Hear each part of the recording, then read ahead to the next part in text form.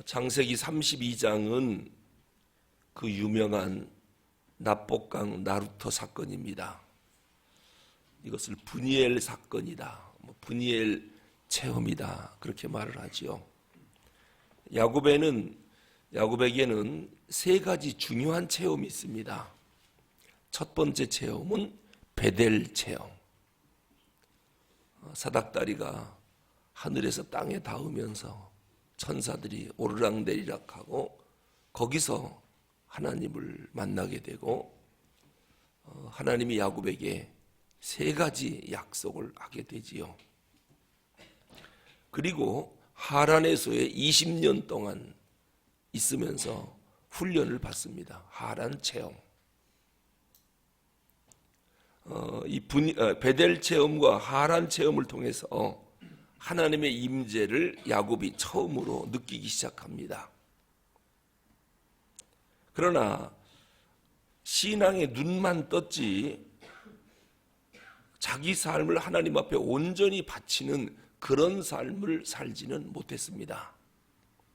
그러다가 오늘 20년 살고 야곱이 이제 내 아버지 집으로 돌아가야 되겠다, 이제 고향 땅으로 돌아오는 그 여정 가운데 야복 나루터의 사건이 오늘 본문입니다. 이걸 브니엘 체험이라고 합니다. 여기서 야곱이 자기의 삶을 완전히 하나님 앞에 바치는 그러한 결단을 하게 되지요. 이제 20년간 외삼촌 집에서의 삶을 청산하고 이제 고향으로 돌아오려고 하는데 제일 걱정되는 게 뭐냐면요, 지난 20년 동안 해결하지 못한 일이에요. 그게 뭐냐면 형 에서를 만나는 일입니다. 지금 형이 어디 살고 있느냐면 세일 땅 에돔 들판, 거기에 자리 잡고 형이 살고 있어요. 이제 고향 땅으로 돌아가면 제일 먼저 형을 만나게 될 텐데 형 얼굴을 어떻게 봐야 될지 야곱이 지금 큰 고민입니다. 야곱을 죽이려고 날마다 복수의 칼을 갈고 있다라고 하는 그러한 소문도 듣기도 했거든요. 이제 야곱만 만나면 야곱의 목숨을 뺏으려고 아마 형이 그렇게 마음을 먹고 있을 것이다, 이런 생각을 하니까 야곱이 무서운 것입니다. 그래서 형을 만나기 전에 야곱이 무슨 계획을 세우냐면 우리 13절 한번 읽어보겠습니다. 13절 시작. 야곱이 거기서 밤을 지새고 그 소유 중에서 형 에서를 위하여 예물을 택하니, 형을 만나기 전에 내가 예물을 준비해서 줘야 되겠다. 사실 예물이 아니라 뇌물이겠죠. 뇌물. 형 마음을 돌리키기 위해서 뇌물을 주는데 뇌물이 뭐 조그만 선물 하나가 아니라 왕창 줍니다. 왕창. 그만큼 야곱이 지금 두렵다는 거예요. 그게 14절에서 15절까지 보면요, 뇌물이 상당히 큽니다. 암염소 200마리, 수염소 20마리, 암양 200마리, 수양 20마리, 젖나는 낙타 30마리, 새끼도 암소 40마리, 황소 10마리, 암나귀 20마리, 그리고 그 나귀 새끼 10마리, 총 370마리. 대단히 선물치곤 크지요. 아마 이거를 형한테 주면 형이 복수의 칼날을 내려놓고 마음을 돌이키지 않겠나, 뇌물을 준비한 겁니다. 지금 그 야곱의 마음 상태가 상당히 두려워하고 있다라고 하는 거예요. 근데 이건 또 뭐를 말하느냐면 아직 하나님을 온전하게 신뢰하지 못하고 있다라고 하는 것입니다. 사람이 왜 두려움에 떱니까? 하나님의 약속을 믿지 못하기 때문이에요. 베델에서 분명히 말씀했거든요. 다시 네 아버지 집으로 돌아오게 할 거다. 그리고 네 후손을 하늘의 별처럼 바다의 모래알처럼 반드시 그렇게 번성하게 해주겠다, 약속을 했습니다. 그러면 최소한도 자기가 형한테 죽임당하지는 않겠죠. 그래야 그 약속이 이루어지는가요? 고향 땅으로 돌아오게 해주겠다고 하나님이 약속했는데, 하나님의 약속은 약속이고 무서운 건 무서운 거예요. 여러분, 오늘 우리도 하나님 앞에 받은 바 약속이 얼마나 많습니까? 매 주일마다 설교 때마다 하나님의 언약, 약속을 듣고 있거든요. 그렇게 많은 하나님의 축복의 약속을 듣고 있으면서도 예배당 문 밖에 나가면 당장 걱정이, 그렇지 않습니까? 먹을 거 걱정, 입을 거 걱정, 어떻게 살아야 되나, 이건 어떻게 해야 되나, 수많은 걱정이 우리를 떠나지 않아요. 오늘 야곱이 바로 그겁니다. 이 마음속에 있는 두려움, 이거를 처리하지 못하는 거예요. 이게 지난 20년 동안 괴롭혔던 거거든요. 하나님이 도와줄게, 보호해줄게 아무리 약속해도 무서운 걸 어떡합니까? 이 말은 뭡니까? 하나님을 온전히 신뢰하지 못한다. 아직까지도 인간적인 의도가 야곱의 의식 밑바탕에 쫙 깔려 있다라고 하는 것입니다. 이제 그래서 야곱이 새로운 작전을 또 세우는데요. 우리 33장 1절 한번 보겠습니다. 어떤 작전을 세우는 거? 33장 1절 시작. 야곱이 눈을 들어보니 에서가 400명의 장정을 거느리고 오고 있는지라 그의 자식들을 나누어 레아와 라헬과 두 여종에게 맡기고, 그 이하에 보면요, 12아들, 그리고 레아, 라헬, 그리고 두 여종, 이 큰 대가족을 이끌고 또 뇌물로 줄 거 370마리, 그리고 자기 재산도 있잖아요. 자기 재산은 셀 수 없을 만큼 하나님이 축복을 해서 많은 거예요.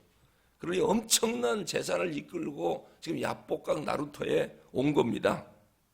형이 400명의 군사를 이끌고 야곱에게로 오고 있다 하니까 야곱이 혼비백산하는 거죠. 그래서 소대 편성을 다시 합니다. 자기 식구들, 가솔들, 재산, 이것을 나누는 겁니다. 제일 앞장은 누가 서게 하느냐? 종들.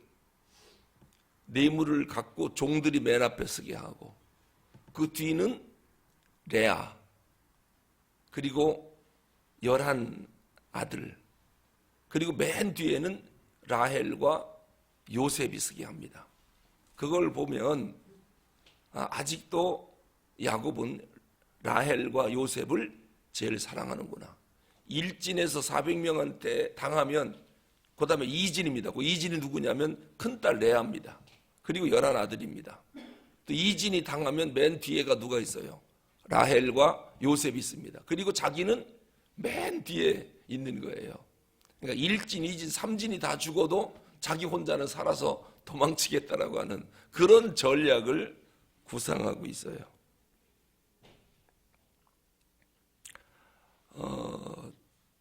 정말 가장답지 못한, 기회만 있으면 자기는 살겠다라고 하는 이러한 작전을 지금 짜고 있습니다. 이것만 봐도 야곱이 아직 덜 변했다라고 하는 것을 알 수 있어요. 바로 이때 그러한 야곱을 하나님이 그 상태를 보고 기회를 포착한 것입니다. 지금이야말로 야곱의 삶을 결정적으로 바꿀 수 있는 기회가 왔다, 하나님이 생각하신 거예요. 야곱이 지금까지 하나님이 만나주고 여러 가지 체험을 줬지만은 하나님이 계신 것은 의식하고 있어요. 그러나 자기 삶까지는 완전히 안 드린단 말입니다. 이래 갖고는 하나님이 크게 쓸 수가 없거든요. 하나님과 늘 거리를 두고 있는 거예요. 하나님을 전적으로 의지하지를 않아요. 하나님은 야곱을 통해서 족장의 역사를 써내려가고 싶은데, 이런 야곱의 상태를 갖고는 하나님이 족장의 역사를 이끌어갈 수가 없고, 이들을 통해서, 이러한 야곱을 통해서 예수 그리스도를 이 땅에 보낼 수가 없거든요. 그래서 결정적인 작전을 하나님이 짜는 겁니다. 그게 바로 야복 나루터에서 있었던 일이지요. 우선 하나님이 야곱을 여기서 한번 완전히 변화를 시키기로 생각을 하신 것이지요. 이 야복 나루토에서 하나님이 세 가지 작전을 짜는데 그 첫 번째 작전이 뭐냐면요, 야곱이 맨 뒤에 홀로 남아 있습니다. 1진, 2진, 3진 앞서서 보내고 야곱은 맨 뒤에 홀로 남아 있습니다. 자, 32장 22절에서 24절까지 한번 보겠습니다. 32장 22절에서 24절입니다. 22절 같이 읽습니다. 밤에 일어나 두 아내와 두 여종과 11 아들을 인도하여 야복 나루를 건널세 그들을 인도하여 시내를 건너가게 하며 그의 소유도 건너가게 하고 야곱은 홀로 남았더니 어떤 사람이 날이 새도록 야곱과 씨름하다가 아멘. 야곱이 지금 다 건너가게 하고 혼자만 남아 있습니다. 그 혼자 남아 있는 그 기회를 하나님이 딱 포착한 거예요. 왜냐하면 야곱을 변화시킬 수 있는 절호의 찬스거든요. 혼자 남아 있는 시간. 이 영어 성경에 보니까요, 이 혼자 있다 이 단어를 loneliness라고 하는 단어를 안 쓰고 solitude라고 하는 단어를 썼어요. 이건 무슨 의미냐면 혼자 있다, loneliness라는 단어를 썼다면은 고독하다, 어떤 감상적인 고독을 말할 때 loneliness를 써요.